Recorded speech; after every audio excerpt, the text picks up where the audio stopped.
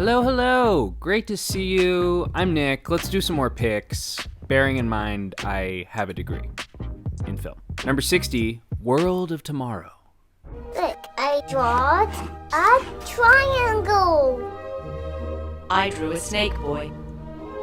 But someday you have to not make a snake boy. Because yesterday I didn't see any snake boys. This is a short film, and it's so exceptionally great. There was this unspoken rule in 2015, you could just put it on your top 10 list with all the other movies. Everyone just agreed, this counts. It's a full movie, because it's thicker than most features at a tenth of the scale. It's a surreal visual journey, a feast for the eyeballs, and it pulls off a plethora of sci-fi concepts with the kind of slickness that would require hundreds of millions of dollars if it was live action. Also, it would come off way too freaky. The crowning achievement of this short, though, is how it examines the prison of postmodern nostalgia, instant nostalgia, the habit of capturing and collecting and replaying our memories every day, getting seduced and living inside of them forever. Preserving our lives at any cost is not a new idea. People have been searching for immortality forever. But this short extrapolates that obsession into the distant future in a way that only Hertzfeldt could.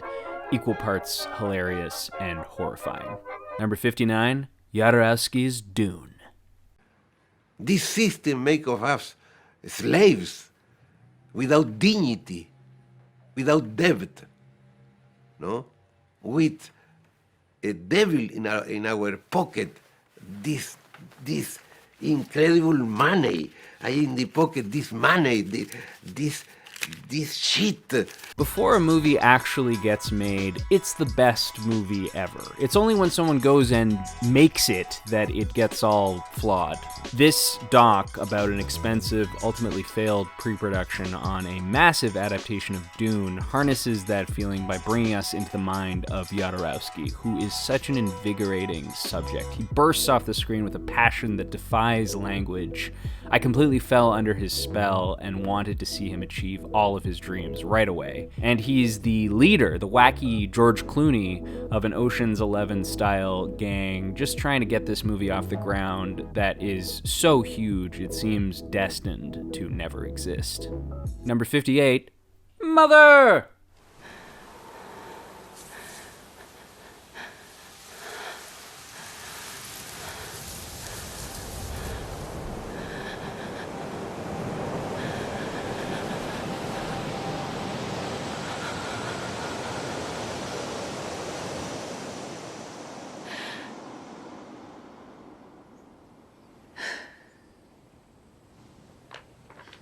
Everyone who sees Mother has a very personal read on it, perhaps because it's so unabashedly symbolic and it's super broad and loud and it's practically begging you to fill in all the characters and scenes with your own meaning. I think for a lot of people who don't like this movie, that unrealized space reads as stupid, and I actually don't disagree. It's not a smart film at all. It may as well have been called Parable the Movie.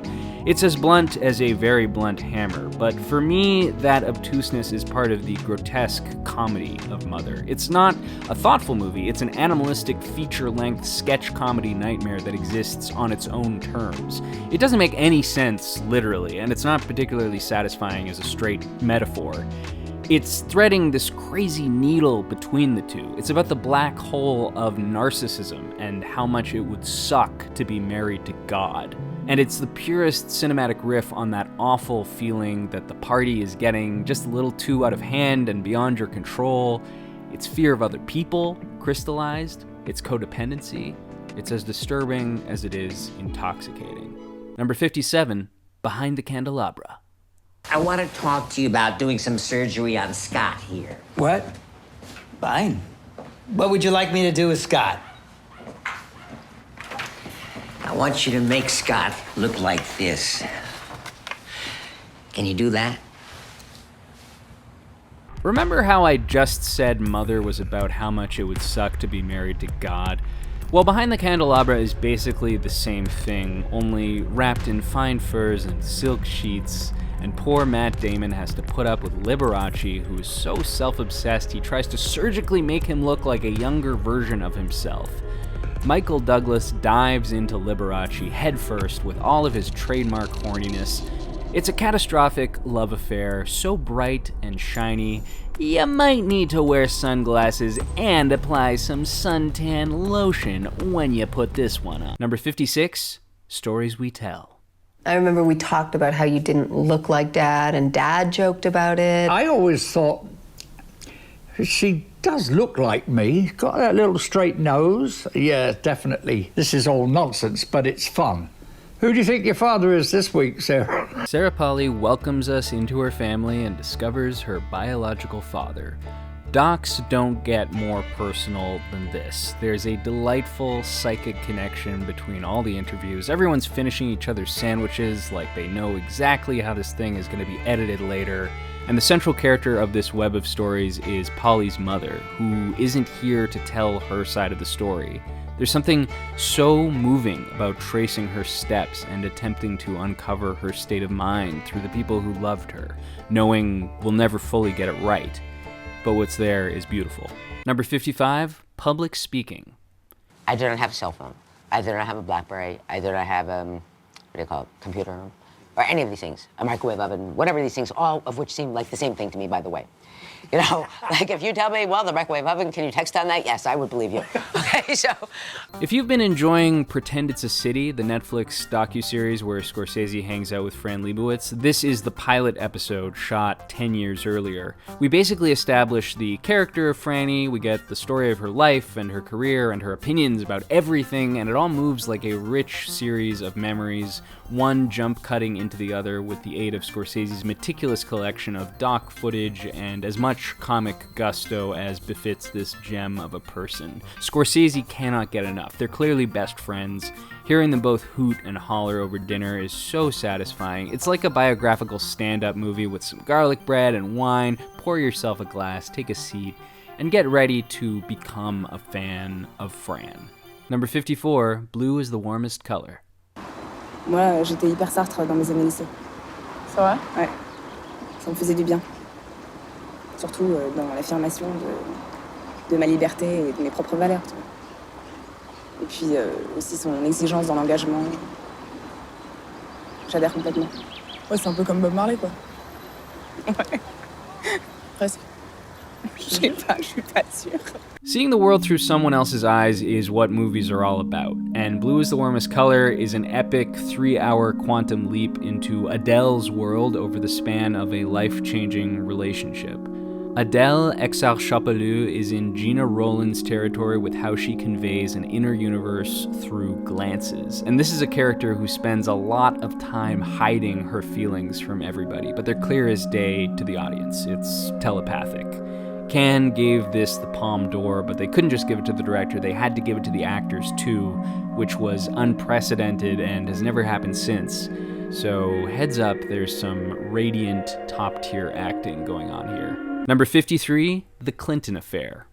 As I passed George Stephanopoulos' office, I kind of looked into the open doorway and Bill happened to be standing there, and he motioned me in.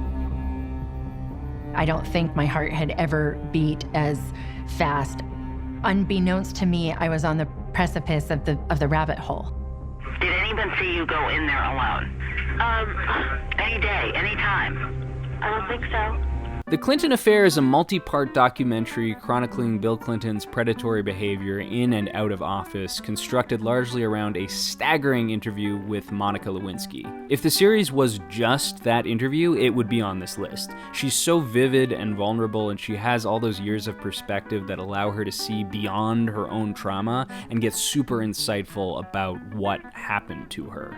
Like the recent Britney Spears doc, it made me personally ashamed of buying into the narrative that Lewinsky was fundamentally this silly person. To be fair, I was a child when all of this happened, but it's completely shocking to see Conan O'Brien and all these other adults sell this version of the scandal that discards the president's culpability because he's a guy. This isn't called the Lewinsky affair. This is rightfully the Clinton affair because he had the power and he knew better and the world largely took his side, and it's fucking crazy. There's a lot of incredible coverage of how mainstream culture treated and continues to treat victims of sexual assault. One of the final images of Trump Trump at his post-Access Hollywood debate, using Clinton's victims as political pawns, one predator against another predator's wife, looks ridiculous out of context, but this doc lays the groundwork to show how these people basically have nowhere else to turn in order to be heard with any kind of visibility. So there's this evil tennis match of predators volleying each other's victims back and forth, and it's mind-blowingly repugnant. Just take 5 hours and watch this. You will not be able to stop after part 1. Number 52, The Cabin in the Woods. I wish that I could do what you do. Oh my God. Yeah, it's masterful. Oh, I don't know. You know, tonight was solid. I don't know. Are you kidding? Classic denouement. When the van hits the lake. I screamed. Right? And the water rushing in and the sun. Primal terror. I just think it would have been cooler with a merman. This is how you do meta-narratives. It's not just about pointing at and deconstructing our expectations. You also throw in characters with smarts and agency, and you bring something of your own to the table. In this case, Drew Goddard changes the whole game of the movie every 15 minutes or so. It's not so much a cabin as a 7-story building of twists and turns and comedy and terror, each layer built upon our love and understanding of the previous one. The foundation being every horror movie you've ever seen or heard of. Everyone's so brilliant in their stock character roles. I was rooting for the good guys and the bad guys in equal measure. It's a reverse Alien versus Predator here. Whoever wins, we win. The premise is totally absurd if you zoom out, but everything unravels with the perfect tempo and slickness, making it impossible to question the logic or practicality of any of this. Number 51, Darren Brown, The Push. Benny? Okay, Benny. Go! Benny, how can I help you, Benny? Pills. Where are they? Chris, Chris, I'll call an ambulance. Look at his bag, look at his jacket. Find the pills and bring them back. Benny?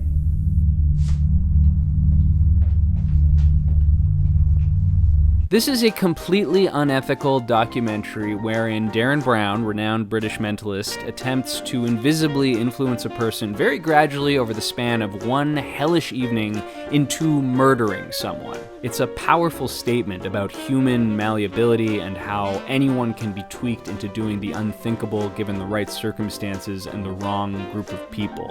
I promise I'm not ruining anything when I say Darren Brown reduced me to a quivering ball of sweat and tears by the end of this, and I can't imagine any of his subjects not being traumatized for life, even with the knowledge that nothing here was real. It's a questionable undertaking, to say the least, but I think the statement he's making is worth it. And this somewhat trashy-looking social experiment Netflix special should be up there with the Stanford Prison Experiment and the Milgram Shock Experiment as a cautionary work of science designed to make us question authority and compliance.